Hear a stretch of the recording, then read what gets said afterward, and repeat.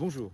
Tout le monde connaît la guerre de Troie, ou au moins une fois dans sa vie entendu parler de la guerre de Troie, qui est vaguement pour certains une histoire de guerre dans l'Antiquité, pour d'autres un film avec Brad Pitt.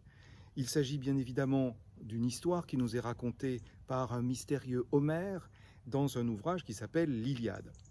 Mais bien peu ont lu en réalité cet ouvrage. Alors de quoi s'agit-il?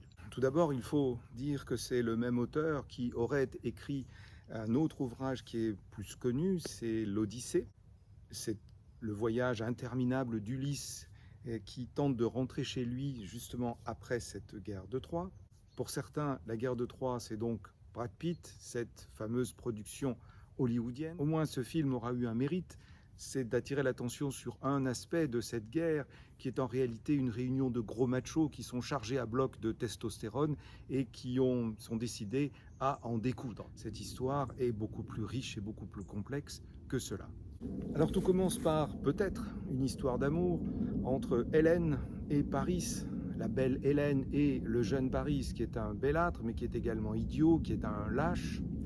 Et voici quels sont les premiers ingrédients de cette histoire.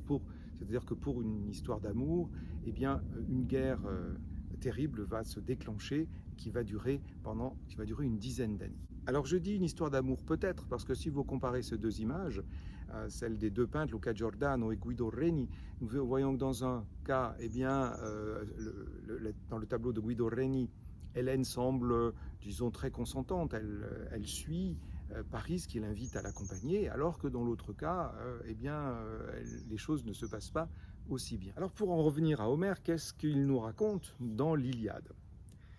Eh bien, tout le monde connaît au moins l'épisode du cheval de Troie, c'est peut-être le plus célèbre, et là nous sommes déjà à la fin de l'ouvrage. En fait, Homère ne nous raconte pas la guerre de Troie, il nous raconte simplement la fin de cette guerre, au moment où les Grecs qui assiègent la ville de Troie ont décidé de s'en aller, que ça suffit. Et ils vont faire une dernière tentative, et ce sera la ruse d'Ulysse, en grec ancien, au polymétis, Odysseus, c'est-à-dire le Ulysse aux 1000 tours, celui qui est malin, qui est intelligent.